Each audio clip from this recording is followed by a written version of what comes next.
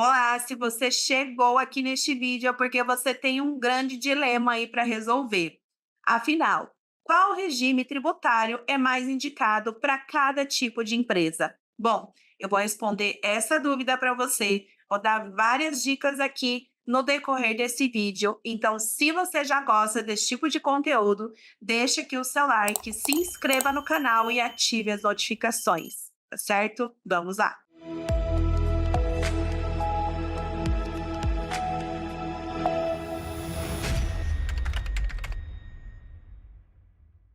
Seja muito bem-vindo a mais um vídeo aqui no canal da Contabilidade Facilitada.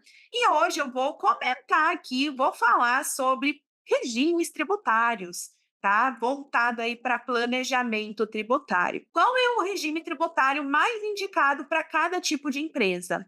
Bom, vamos começar falando sobre os principais pontos, tá? São dois pontos especificamente que você tem que analisar numa empresa quando estiver definindo o regime tributário.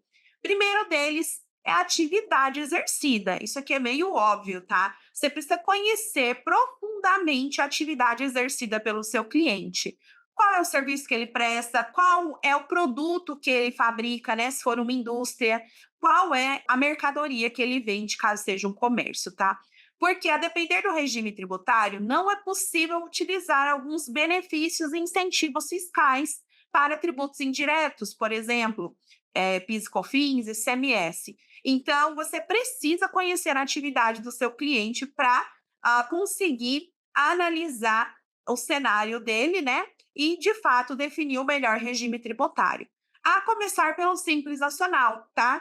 Nem sempre o Simples Nacional vai ser o melhor regime tributário para todas as empresas, mas alguns perfis de empresas, né, se enquadram perfeitamente dentro do Simples Nacional.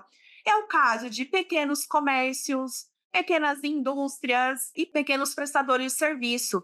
Isso porque no Simples Nacional a tributação ocorre em cima do faturamento da empresa, tá?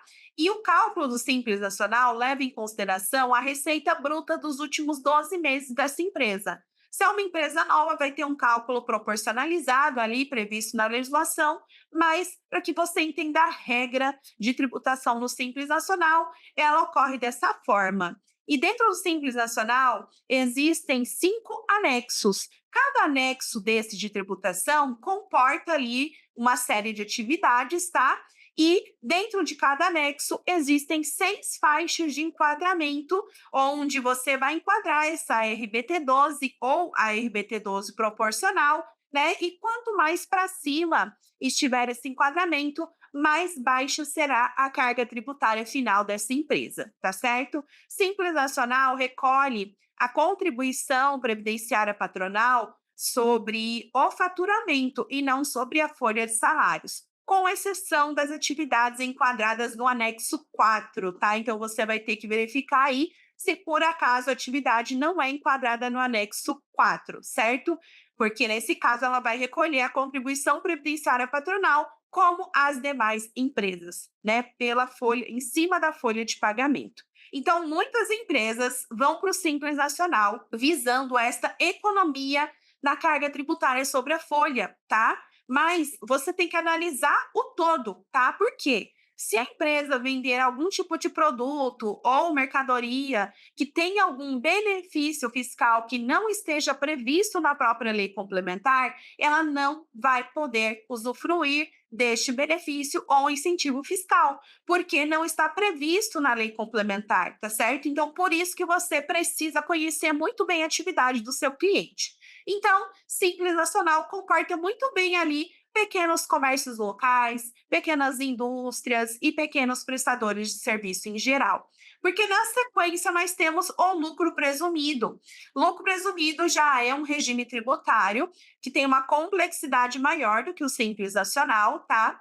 E a tributação ela ocorre sobre uma fatia do faturamento da empresa, quando estamos falando de IRPJ e CSLL, tá? Que são tributos diretos. Então, a própria legislação já estabelece esta base de cálculo do lucro presumido para fins de aplicação das alíquotas do imposto de renda e da contribuição social. Então, o lucro presumido é muito válido para prestadores de serviço intelectuais, tá? Advogados, contadores, engenheiros, arquitetos, onde geralmente a margem de lucro dessa atividade é superior à base presumida do imposto de renda, que é de 32% nesse caso. Então, se a margem de lucro for superior a 32%, tá? No caso de prestação de serviço intelectual, já é válido pensar no lucro presumido, certo? Então, o lucro presumido ele se encaixa muito bem nesse tipo de empresa que tem uma margem de lucro alta. Além da tributação do imposto de renda e da contribuição social, vai ter tributação de PIS e COFINS sobre o faturamento total, tá? Nas alíquotas de 0,65% e 3%, sem possibilidade de apropriação de créditos. Além disso, tem a tributação sobre a folha de salários normalmente, tá?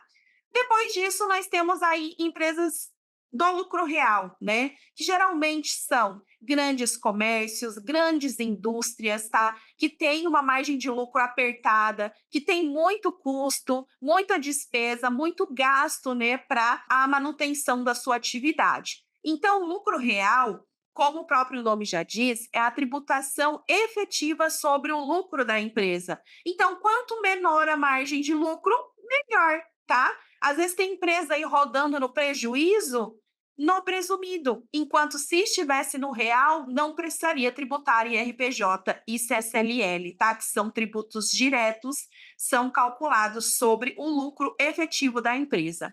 Então, além do IR da CS, lucro real, nós também temos PIS e COFINS, só que as alíquotas são um pouco mais altas, de 1,65 e 7,60, só que no lucro real, regime não cumulativo de PIS e COFINS, é possível apropriar créditos das contribuições, tá? Sobre aquisições de mercadoria para revenda, aquisições de insumo para fabricação ou prestação de serviços e outros custos de despesas ali previstos na própria legislação do PIS e da COFINS, tá certo? Então você tem que analisar.